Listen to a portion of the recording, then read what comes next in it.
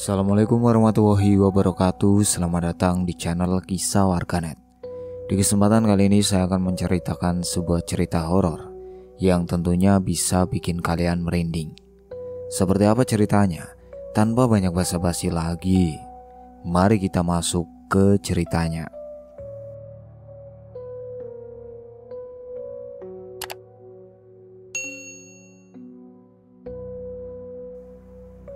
Bus antar kota menurunkan Budi di terminal Sidamulya menjelang malam. Udara dingin menusuk lewat jaket tipis yang dia pakai. Lampu-lampu terminal redup. Beberapa berkedip seperti lelah.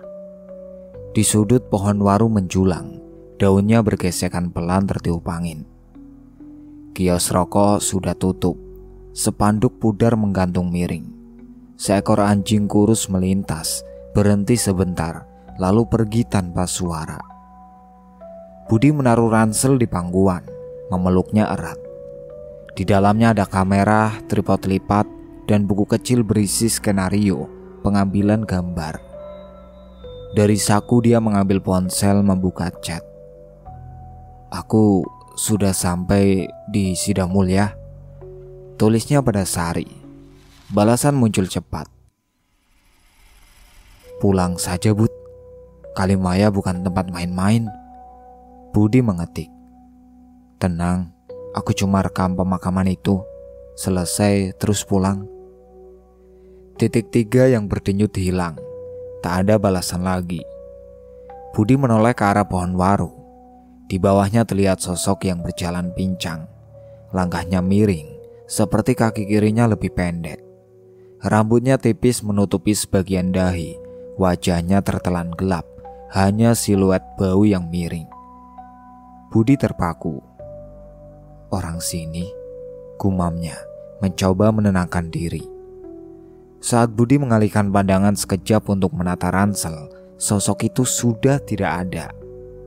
Mungkin berbelok ke balik batang waru, mungkin juga duduk di bangku tak terlihat. Budi menghela nafas, menegakkan punggung. Dia mengingat lagi cerita Sari tentang desa Kalimaya, pemakaman anak-anak yang diyakini orang sebagai bagian dari pesugihan. Sari menambahkan hal lain yang mengganggu. Dulu di terminal ini, seorang penjaga ditemukan tak bernyawa pada dini hari. "Jangan sendirian di Sidawang," kata Sari waktu itu. "Jalannya susah, orangnya sensitif." Budi mengabaikan. Karena ambisi merekam cerita yang bisa meledak di kanalnya terlalu kuat. "Kalau berhasil," pikirnya, "aku bisa dikenal." Bangku bambu yang dia duduki berderit. Dari kejauhan terdengar tawa panjang melengging, lalu putus seperti ditelan angin. Budi menoleh kiri kanan. Jalan masuk terminal kosong, hanya bendera robek yang bergerak pelan. Tawa itu muncul lagi, lebih lirih, seperti berasal dari ujung parkiran. Budi menelan ludah. "Mungkin ada orang mabuk," katanya pelan, tak yakin. Dia membuka resleting ransel, mengeluarkan Alkitab kecil. Budi memegang sampulnya dengan kedua tangan, menutup mata sebentar. "Tolong jagain," ucapnya. Setelah itu Budi menaruh buku itu di samping, lalu merapikan posisi kamera. Dia mengecek baterai, mengatur fokus, mencoba angle untuk membuka video. Dirinya, terminal sepi, deskripsi singkat tentang rencana menuju Kalimaya. Suaranya serak saat mencoba salam pembuka. Dia batuk pelan, meminum air mineral dari botol setengah. Angin kembali menggerakkan daun waru. Dari balik batang sesuatu menyembul. Punggung kurus lelaki tua, kaosnya menggantung di tulang belikat. Kaki yang satu menyeret, dia berhenti, menoleh. Untuk sepersekian detik, Budi melihat wajahnya, pipi cekung, mata terbuka lebar, bibir pecah-pecah. Lelaki itu seperti ingin bicara, tapi tidak ada suara yang keluar. Lalu dia melangkah menjauh, menghilang di antara bayang tiang dan bangku. Budi berdiri ingin mengejar tapi batal. Sudahlah, gumamnya. Dia merapatkan ransel memilih tetap di area lampu. Tawa aneh itu tidak terdengar lagi. Hanya ada bunyi kabel listrik berdesis pelan dan derap langkah petugas kebersihan yang melintas sebentar, menyapu daun kering lalu pergi. Malam bergeser lambat. Budi menatap jam di ponsel. Nanti subuh cari sarapan, katanya untuk menyemangati diri. Dia menggulung jaket menutupi leher, duduk bersandar. Matanya berair karena angin, bukan karena takut. Begitu yang dia yakini pada diri sendiri. Di pikirannya rute menuju Kalimaya sudah disusun. Cari tumbangan, rekam jalan, wawancara warga. Sedikit lagi, katanya, besok mulai. Dari arah pagar suara motor melintas singkat. Di kejauhan terlihat siluet warung kecil dengan tirai plastik. Budi mengingat nama yang disebut kondektur tadi, warung Mbok Tini di pinggir terminal. Dia memutuskan, begitu ada tanda-tanda warung itu buka, dia akan ke sana dulu, menghangatkan tubuh, minum teh manis, dan bertanya arah ke Kalimaya. Tirai plastik warung ditarik setengah. Asap tipis dari tungku menyebar, membawa aroma gudeg dan teh manis yang baru diseduh. Budi duduk di bangku dekat pintu, menaruh ransel di bawah kakinya. Tangannya masih dingin, tapi hidungnya hangat oleh uap minuman. Seorang pria berseragam dinas kebersihan terminal mendekat. Namanya Pak Mulyo. Nama itu tertera di papan kecil di dadanya.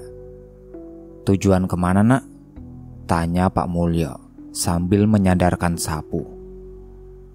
"Ke desa Kalimaya," jawab Budi. Suaranya pelan tapi jelas. Pak Mulyo mengangguk. Wajahnya tidak lepas dari raut serius. "Warga sana sensitif, jangan asal rekam. Kepercayaan lokal dipegang kuat. Kalau ditanya-tanya soal pemakaman, jawab seperlunya." Budi mengiyakan. "Saya ngerti. Mau izin dulu, bukan mau bikin masalah." "Bagus," kata Pak Mulyo. "Kalau bingung arah, tanya orang pasar di Waringin dulu, lebih aman." Mbok Tini datang membawa piring berisi gudeg, nangka muda, krecek, telur, dan sepotong ikan goreng kecil di sisi. "Makan dulu biar kuat," ucapnya ramah. Budi mengucapkan terima kasih, lalu menyuap perlahan. Saat menggigit tulang halus pada ikan, tulang itu tersangkut di tenggorokan. Budi batuk keras, mata berair, tangan meraba botol air. "Buka mulut sebentar." Seorang pria gondrong dengan jaket lusuh muncul dari bangku sebelah. Gerakannya sigap. Dia menepuk punggung Budi, menyodorkan air hangat. "Pelan, tahan nafas sebentar." Budi menelan. Tulang itu turun, nafasnya mulai teratur. "Makasih," katanya masih terbatuk kecil. "Namaku Joko," ujar pria itu mengulurkan tangan. "Asli Sidawang, baru pulang dari Jakarta, urusan keluarga." "Budi," jawab Budi menjabat tangan. "Dari Klaten." Rudi mengeluarkan ponsel, mengirim pesan suara singkat ke Sari, memastikan keadaan. "Rencana tetap ke Kalimaya," katanya tanpa menutup rapat suaranya. Joko menangkap kata yang disebut. "Kalau mau ke Kalimaya," ujar Joko sambil menyuap gudeg, "ikut saja dengan pick up. Aku mau lewat jalur itu, jalan memutar tapi lebih aman." Budi berpikir cepat. "Aku mau rekam pemakaman, hanya dokumentasi."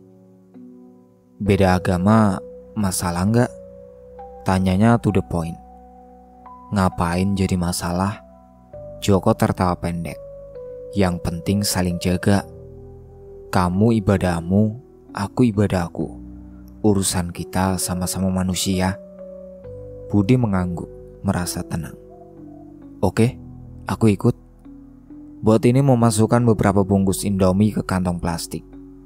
bekal di jalan, katanya. Budi membayar, menambahkan 2 botol air mineral dan korek kecil. Joko merapikan jaket, mengambil kunci. Di luar matahari pagi menampakkan diri lewat kabut tipis. Truk sayur lewat pelan di depan terminal. Joko memarkir pick up tua dengan bak kosong dan terpal digulung. Budi menaruh ransel di belakang, memastikan kamera aman. Mereka berpamitan pada Mbok Tini dan Pak Mulyo.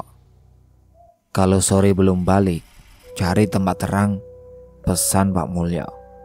Pick up bergerak. Terminal tertinggal di belakang. Jalan mengarah ke pasar, melewati deretan kios dan kebun singkong. Setelah menempuh setengah jam, mereka sampai di Desa Waringin, perbatasan sebelum jalur tanah menuju Kalimaya. Joko menepi di dekat lapak sayur. Di sini orang-orang percaya minyak racun, bisik Joko sambil menatap kanan kiri. Katanya dioles ke makanan dari telinga kiri. Makanya jangan terima sembarangan suguhan kalau belum kenal orangnya. Budi menelan ludah. Kita istirahat di mana? Di bak mobil aja, tidur sebentar, biar badan enakan. Habis itu lanjut, jawab Joko. Budi menggelar terpal, menumpuk kantong Indomie sebagai bantal darurat. Suara pedagang sayur masih terdengar, tapi cukup jauh. Angin masuk dari celah bak, tidak menusuk seperti tadi malam. Budi memejamkan mata sebentar, menyusun rencana pengambilan gambar untuk nanti. Joko duduk bersandar, menatap jalan ke arah pedalaman Sidawang yang menunggu. Joko pamit sebentar ke musola kecil di tepi pasar untuk sholat. Budi duduk di bak pick up, membuka Alkitab saku dan membaca pelan sampai napas terasa stabil. Saat Joko kembali, mereka langsung berangkat. Matahari naik pelan. Jalan beraspal habis, berganti tanah keras yang bergelombang. Di kiri kanan sawah kering memanjang. Lebih jauh, barisan pohon jati berdiri jarang-jarang, menandai mulut hutan kecil. Pick up goyah saat roda menghantam batu. Joko memperlambat laju, memilih jalur di antara rumput liar. Sebentar lagi masuk hutan, ucapnya singkat. Budi mengangguk, memeluk ransel agar kamera tidak terpental. Di tikungan sunyi, sesuatu mendadak jatuh di depan mobil. Seorang lelaki terjerembab, merintih. Joko refleks menginjak rem. Ban mengunci. Mobil terguncang dan menyentuh tubuh itu. Budi terlonjak, jantungnya melonjak ke tenggorokan. Lelaki tadi berguling, lalu bangkit terlalu cepat untuk orang yang barusan tertabrak. Dari semak kiri 2 orang muncul sambil mengacung-acungkan kayu. Satu lagi menutup jalan di belakang. "Turun! Uang mana? Dan barang?" teriak yang paling depan. Joko menutup pintu rapat, memberi isyarat dengan dagu. Budi paham, meraih dongkrak kecil di bawah kursi. Begitu salah satu menggedor kaca, Joko membuka pintu, menghantamnya sampai terhuyung. Budi keluar dari sisi lain, mengayunkan dongkrak ke tangan lawan. Kayu jatuh. Tubuh mereka saling berbenturan dalam ruang sempit di tepi jalan. Debu naik, nafas jadi pendek. Pukulan membabi buta. Budi menerima satu hantaman di pipi. Pandangannya berputar. Joko menarik kerah lawan, mendorong ke kap mobil. Satu lagi mencoba menyambar ransel, tapi Budi menahan dan menendang tulang keringnya. Teriakan pecah. Para penyerang mundur beberapa langkah, saling pandang, lalu berlari ke balik semak sambil memaki. Joko duduk di tepi bak, memeriksa bibir yang pecah. Budi menyeka darah tipis di pipi dengan lengan baju. Mereka diam beberapa saat, mendengar hutan menelan kembali suara.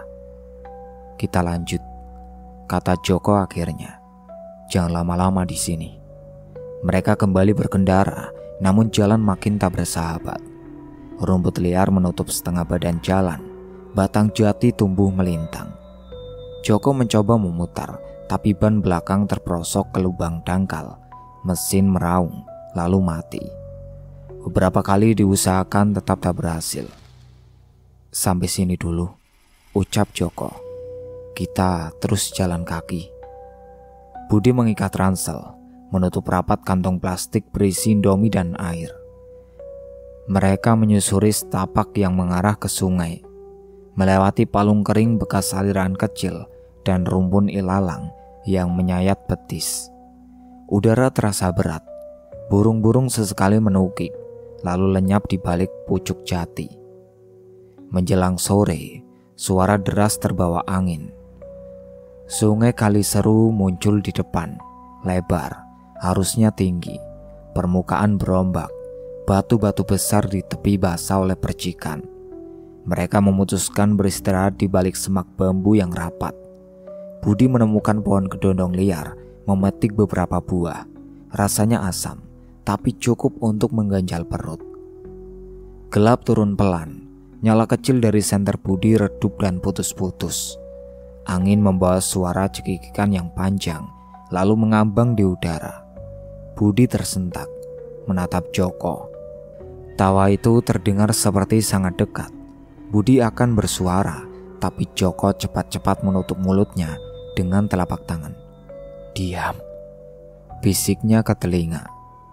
Ingat, kalau terdengar dekat, sebenarnya jauh. Kalau jauh, justru dekat. Budi menahan nafas. Dari seberang di antara rumpun bambu yang gelap, terlihat sosok perempuan berambut panjang mengenakan gaun lusuh. Perempuan itu duduk membelakangi sungai, bahunya bergetar seperti menahan tangis. Kepala tertunduk, rambutnya menutupi leher.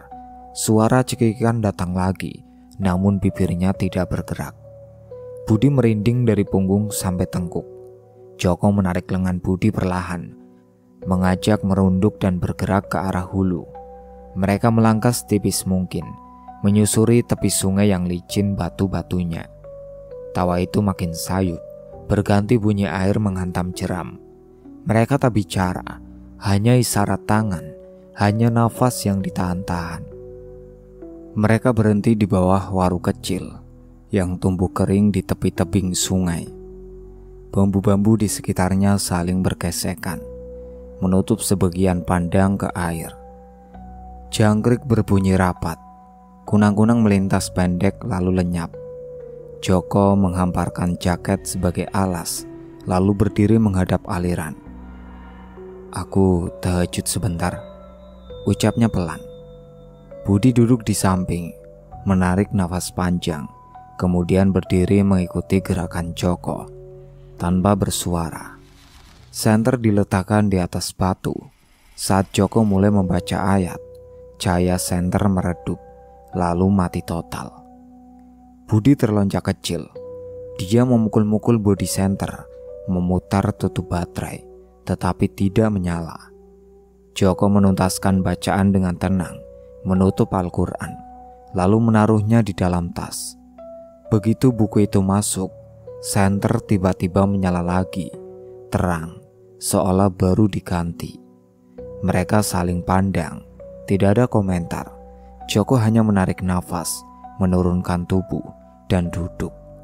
Budi merapatkan jaket ke dada, mulutnya kering. Angin dari sungai terasa dingin sampai sendi. Mereka tidur bergantian, namun lebih sering hanya duduk menunggu malam lewat. Saat garis pucat muncul di ufuk, Budi bangkit dengan kepala berat, perutnya mual. Dia berjalan tertatih ke balik rumpun, lalu muntah. Asam kedondong dari malam sebelumnya naik lagi, menyisakan lemas, akhirnya gemetar. Joko memberikan air mineral dan sepotong roti kering. Minum dulu, katanya. Budi meneguk sedikit, tapi perut langsung menolak. Dia terduduk, memejamkan mata. Kalau terus di sini, habis tenaga, kata Joko. Kita seberang sekarang, pakai getek. Di tepi sungai tumbuh beberapa pohon pisang liar. Joko menebang batangnya dengan golok kecil yang diselipkan di bak mobil tadi, lalu mengikat 3 batang dengan tali dari terpal dan akar rambat yang kuat. Budi membantu sebisanya. menahan ujung dan memotong sisa ikatan dengan tangan gemetar.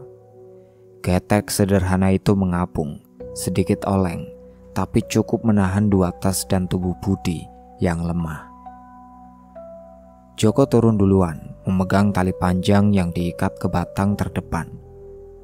"Kamu rebah, jangan banyak gerak," pesannya. Ketek pelan-pelan didorong.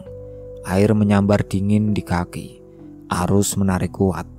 Namun Joko tetap mengendalikan arah sambil meniti batu-batu pinggir. Budi memeluk ransel, gigi gemeretak. Mata hanya berani menatap langit yang pucat. Perjalanan menyeberang terasa lama, padahal tidak sampai 10 menit. Begitu menyentuh tepi seberang, Joko menarik Ketek ke darat. Budi tertidur sebentar di atas tanah yang keras. Ketika membuka mata lagi, matahari sudah condong. Tubuh masih lemas tetapi kepala jernih. "Bisa jalan?" tanya Joko. Budi mengangguk pelan, meminum lagi sedikit air. Mereka meniti setapak menanjak, melewati rumpun bambu dan ilalang yang menutupi pinggang. Bau asap dupa samar terbawa angin, namun tidak terlihat orang. Di bibir bukit desa Kalimaya muncul. Deret rumah anyaman bambu berdiri dengan halaman tanah. Beberapa pintu terbuka tapi kosong. Angin menggoyang tirai lusuh di ambang. Ayam jago berkokok sekali, lalu diam. Budi berhenti di sebuah pemakaman kecil di dekat rumpun bambu. Tanahnya meninggi membentuk gundukan-gundukan seukuran anak kecil. Nisan dari balok kayu ditancapkan miring. Tidak ada nama, hanya garis-garis tipis bekas pahat. Budi menelan ludah. "Ini yang Sari cerita," katanya pelan. Joko menunduk, membaca satu persatu seakan mencari tanda. Budi mengeluarkan kamera, menyalakan mode video. "Assalamualaikum, selamat sore. Saya Budi dari Klaten," katanya lirik ke lensa. Kemudian memperkenalkan Joko. Suara sungai dari bawah bukit menjadi latar. Kamera bergoyang sedikit karena tangan masih lemah. Setelah beberapa menit, Budi menurunkan kamera. "Kita cari orang," ucapnya. Mereka berjalan pelan melewati halaman yang berdebu tipis, mengetuk satu pintu, lalu pintu lain. Tidak ada jawaban, hanya derit engsel yang panjang. Desa terasa menahan nafas, seakan menunggu mereka berani bertanya lebih jauh. Pintu rumah bambu itu berderit pelan saat diketuk. Seorang kakek keluar, tubuh kurus, punggung agak membungkuk, rambut putih dipotong pendek. Matanya tajam meski berkabut usia. "Kowe sopo? Soko ngendi?" Suaranya berat, berhenti di tiap suku kata. Joko menanggukkan tangan. "Kami tamu Mbah, mau tanya-tanya soal desa," ucap Joko sopan. Kakak itu memperkenalkan diri sebagai Mbah Karto. Dia mempersilakan duduk di beranda. Alas anyaman bambu terasa dingin di telapak. Budi menaruh ransel di samping, menjaga kamera tetap tertutup. Joko membuka obrolan pelan, memakai bahasa Jawa halus. Mbah Karto mengangguk pelan, sesekali menarik nafas panjang sebelum menjawab. "Bocah-bocah mati muntah getih," kata Mbah Karto. Suaranya makin lirih. "Saka kutha gedhe, wong kene orang ngerti tombo, siji nyebar marang liyane." Joko menerjemahkan untuk Budi. Kalimatnya singkat agar tidak menyinggung. "Kata Mbah, anak-anak di sini dulu sakit muntah darah. Sumbernya dari orang perantau dari kota besar, nular. Warga tidak tahu obatnya." Budi mengangkat kepala, menatap ke arah pemakaman kecil yang nyaris tak terlihat dari balik bambu. "Kenapa warga bilang karena rupa ritual sungai?" tanya Budi, tidak menuduh, hanya ingin paham. Bakarto menoleh ke arah aliran kali seru yang samar-samar terdengar. Wong kene percaya ana penunggu buaya. Saben taun jaluk nyawa sing klelep. Ucapnya datar. Nalika lali upacara pagebluk teko. Joko menurunkan terjemahan hati-hati. Orang-orang percaya ada buaya penunggu kali seru yang minta korban tenggelam setiap tahun. Waktu upacara terlupa, datang penyakit. Tumbal. Budi bertanya jelas, menahan nada suaranya. Mbok menawa lali, sing gawe kahanan tambah abot. Jawab Bakarto. Tatapannya tidak marah, hanya lelah. Joko menggeleng pelan. Menurutku itu penyakit biasa.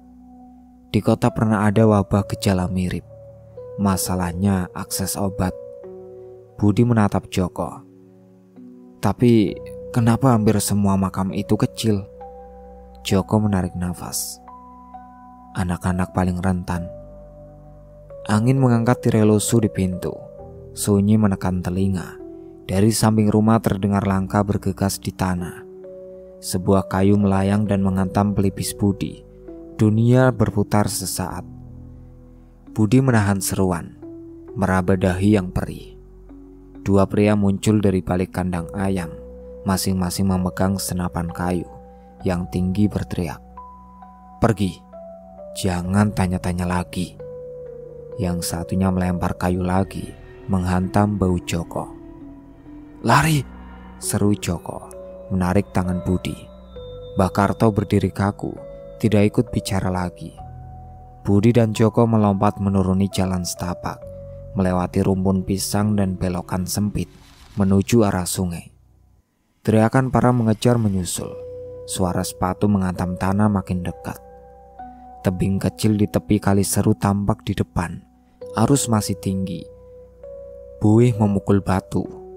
Sepatumu lepas. Joko memerintah cepat. Budi menanggalkan sepatu, mengikat ransel dengan sisa tali terpal. Joko turun duluan, menjejak batu dan menahan posisi. Loncat sekarang. Budi mengumpulkan sisa tenaga, melompat ke air yang dinginnya menusuk. Langsung terseret arus. Joko meraih tali ransel, menarik tubuh Budi ke sisi dalam arus. Menyeberangi bagian yang sedikit dangkal. Nafas putus-putus. Air masuk ke mulut. Budi menendang kuat-kuat, fokus pada suara Joko yang pendek. Arah kiri, pegang batu itu. Mereka berhasil meraih batu besar dekat tepi seberang awal. Joko mendorong Budi naik lebih dulu, lalu menyusul. Keduanya terhuyung, jatuh berlutut, batuk panjang. Dari seberang terdengar makian, tetapi tidak ada yang menembak atau menyeberang. Dua bayangan itu hanya mondar-mandir di tepian, ragu menghadapi arus. Budi menahan kepala yang berdenyut. Joko memeriksa ransel dan kamera cepat-cepat. Masih utuh, katanya lega. Nafas mereka masih belum teratur. Sungai tetap bergemuruh, menelan sisa suara dari desa. Singkat cerita, langkah tertahan-tahan di antara jati liar. Tanah licin menahan sepatu, akar menonjol seperti jerat. Kamera Budi basah dan dingin saat disentuh. Lensanya berkabut. Alkitab saku menempel di saku dalam, lembab dan berat. Bon hutang Joko di dompet sobek di bagian tanggal. Angka tak lagi jelas. Senter menyala redup. Garis cahayanya putus-putus, lalu mati total. Terus jalan, bisik Joko, menoleh cepat ke belakang. Nafasnya pendek. Diam di satu tempat lebih bahaya. Budi hampir jatuh saat kakinya menyangkut akar jati. Tangan menggapai batang, ransel bergeser. Sial, desisnya. Kenapa aku nekat ke sini? Amarah naik, menempel di lidah. Kalau ketemu orang tadi, akan kubalas. Joko menepuk bahu sekali saja. Selamat dulu, nanti baru mikir. Malam menekan pandang. Mereka menyisir tepian hutan, mengikuti setapak samar yang berujung ke jalan tanah lebar. Suara air kali seru masih terdengar jauh di kiri. Angin dari ladang kering tertiup singkat, membawa debu tipis yang masuk ke mata. Sesekali ada burung malam melintas rendah, sayapnya memotong sunyi. Sedikit lagi, kata Joko, pelan tapi tegas. Pick up di dekat jalan utama. Senter benar-benar tak berguna. Mereka mengandalkan cahaya pucat dari langit dan kenangan jalur saat berangkat. Budi mengusap pipi yang perih, bekas hantaman kayu tadi siang. Joko berjalan duluan, memilih pijakan di sela akar. Saat tanah mulai rata, kontur jalan yang dikenali muncul. Sorot lampu jauh menandai truk yang lewat di jalan besar. Bak pick up akhirnya terlihat di balik semak. Kunci masih tersembunyi di balik plat kecil di bawah jok. Cara Joko menghindari kehilangan. Mesin batuk 2 kali, lalu hidup lirih. Masuk, ujar Joko. Budi menaruh ransel di bak, duduk menekuk lutut. Pick up bergerak pelan meninggalkan jalur tanah, menembus jalan utama yang sepi. Di kabin jendela dibuka sedikit, udara malam masuk, menyejukkan wajah panas. Joko tertawa pendek mengingat kejadian di sungai. Kamu mabuk kedondong kemarin, ingat? Muka merah, jalan sempoyongan. Budi ikut tertawa, meski tengguk masih nyeri. Jangan diingetin, malu. Hening beberapa detik, lalu Joko bersuara lagi. Kamu tahu cerita kuntilanak? Budi menoleh, separuh tak ingin mendengar, separuh penasaran. Katanya, kalau lagi jadi manusia cantik, tapi dia dendam sama lelaki yang doyan istri banyak. Suami macam itu bisa mati mendadak di ranjang. Joko mengangkat tangan kanan, menirukan gerakan memotong. Di hutan dia suka ambil telur laki-laki yang keluyuran malam. Telur rebus apa setengah matang? Setelah Budi mencoba mencairkan suasana, Joko mengayunkan botol bekas air ke kepala Budi. Kamu ini. Pukulan ringan itu membuat keduanya tertawa lagi. Cepat habis lalu kembali diam. Jalan panjang di depan terasa lempeng. Lampu-lampu desa lewat, seperti titik tak berarti. Terminal Sidamulya muncul tanpa ramai. Lampu-lampu redup, samar seperti saat datang. Joko memarkir di sisi kiri. Sampai, ucapnya. Budi turun memeriksa kamera yang masih basah, lalu mengeluarkan sebungkus kertas rokok dari saku. Ini alamat rumah. Kalau sempat main ke Klaten. Joko mengambil, memasukkannya ke dompet yang sobek, lembut di sisi. Siap, kalau nanti jadi triliuner, aku traktir gudeg 100 panci. Miliarder, koreksi Budi. Triliuner kebanyakan nolnya. Kebanyakan nol juga enak. Joko mengedip lalu tertawa. Bunyi klakson bus malam memecah tepi terminal. Budi meraih tangan Joko berjabat lama. Makasih, katanya. Kalau kamu gak muncul di warung tadi, mungkin aku sudah nyasar. Jaga dirimu, balas Joko. Jangan rekam orang sembarangan. Bus merapat. Budi naik dengan ransel basah. Dari jendela tangan melambai ke Joko. Joko membalas, berdiri di samping pick up yang berkilat tipis karena lampu kendaraan.